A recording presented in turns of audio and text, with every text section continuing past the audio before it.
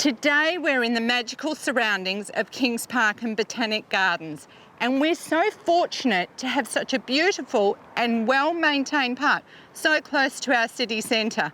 I've always loved Kings Park, and today I love it even more.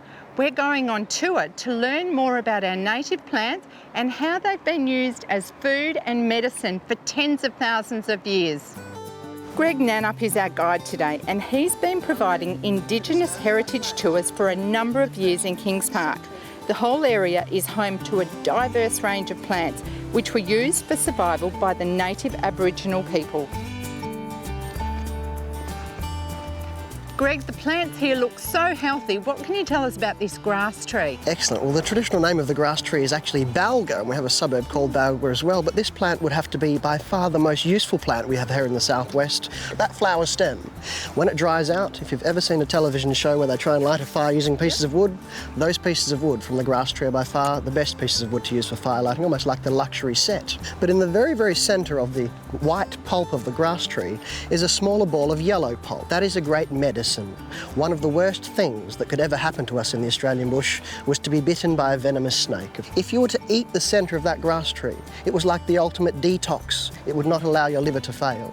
If to eat that, there is every chance you could survive a venomous snake bite. Bear in mind, Aboriginal people's health back then, a little bit better than most people's health today.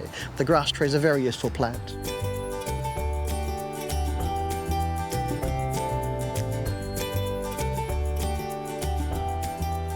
And we see this peppermint tree everywhere, Greg. What's so special about it? Look, the West Australian peppermint tree we do see everywhere. We call wannel in the local Aboriginal language here, and we do see these trees everywhere. We'd never think that they were that useful.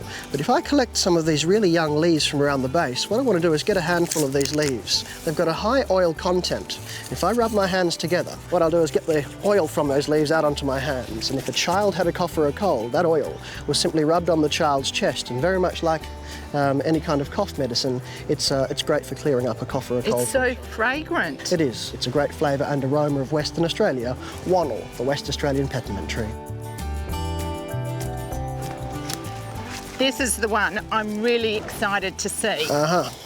This one is Acacia cyclops, or the red-eyed wattle. You can see the little seeds have a little red coating around them. So basically the seed pods from the wattle, when they are green, as I'm crushing a few of them here, they'll actually lather into a soap. And if I put a bit of pressure behind crushing them up and getting that liquid out, what I might do is just get you to pour a tiny bit of water on my hands, and I'm going to really try and get this liquid out and lathering into a soap.